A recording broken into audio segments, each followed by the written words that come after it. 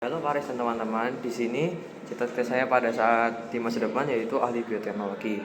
Nah, apa sih itu ahli bioteknologi? Ahli bioteknologi itu merupakan sebutan untuk orang yang punya keahlian di bidang pemanfaatan makhluk hidup seperti bakteri, virus, dan fungi, serta produk dari makhluk hidup seperti enzim dan alkohol yang berguna dalam produksi barang dan jasa. Nah, para ahli bioteknologi ini melakukan penelitian dan pengembangan yang berguna bagi kehidupan. Nah, sebagai ahli bioteknologi ini apakah ada makna yang berarti sih? Jadi, saya menemukan dua makna yang berarti, yaitu sebagai ahli bioteknologi itu kita selalu menemukan kebesaran Tuhan melalui ciptaannya.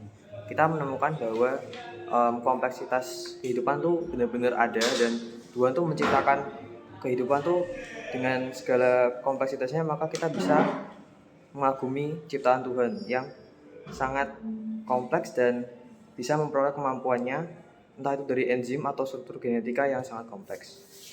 Oke, untuk kedua yaitu ahli bioteknologi ini melakukan penelitian dan pengembangan demi kesejahteraan umat manusia.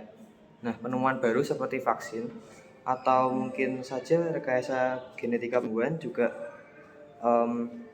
mendukung hal ini. Jadi nilai Ignatius yang bisa didapat dari peningkatan kesejahteraan manusia yaitu man and woman for and with others, dan visi ini sudah ada di pendidikan Jesuit sejak lama. Untuk vaksin itu adalah zat yang para ahli rancang untuk melatih sistem kekebalan tubuh manusia, sedangkan untuk rekayasa hayati itu adalah produk yang dirancang dan diproduksi dari produk-produk hayati seperti mikroba, tumbuhan, dan hewan yang berguna untuk meningkatkan efisiensi dan mutu dari produk-produk tersebut. Oke, tujuan seorang ahli bioteknologi itu adalah melakukan penelitian dan pengembangan dalam hal yang berkaitan dalam bioteknologi. Ahli bioteknologi dapat bekerja di bidang research and development, quality control, atau bahkan quality analysis.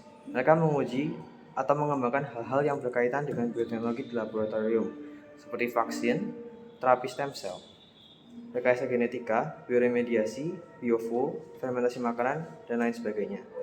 Nah, di sini saya akan menjelaskan tentang stem cell. Jadi stem cell ini adalah kita mengambil sel yang belum berkembang dari makhluk hidup yang lain yang sejenis, dan kemudian kita aplikasikan ke sel yang sudah rusak sehingga sel ini bisa berkembang dan memperbaiki sel yang rusak. Yang kedua adalah rekayasa genetika.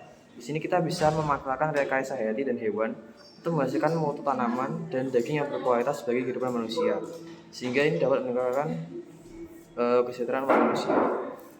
Yang ketiga ini ada bioremediasi. Bioremediasi ini pembersihan polutan. Kita bisa mengaplikasikannya ke laut-laut yang sudah tercemar, misalnya tercemar oleh tumpahan minyak. Kita bisa menggunakan bakteri untuk membersihkan tumpahan minyak ini. Yang keberapa ini ada biofuel. Jadi biofuel itu kita menghasilkan minyak dari tumbuhan atau bahkan dari kotoran hewan.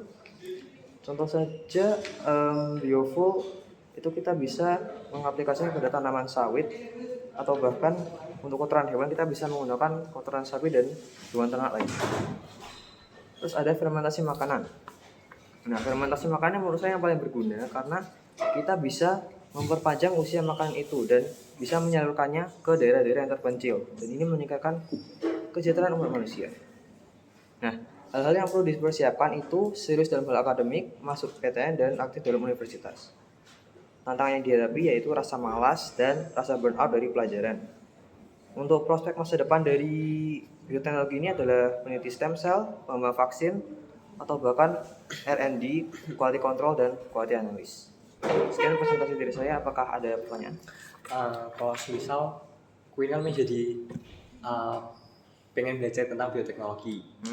Nah, itu kan biologi kan pasti kan banyak materinya, dan satu persatu materi itu kan pasti kita harus hafal dan kita harus paham. Nah, kadang kan kita juga nggak bisa hafal seluruhnya. Nah, cara yang efektif tuh biar kita bisa paham tuh gimana?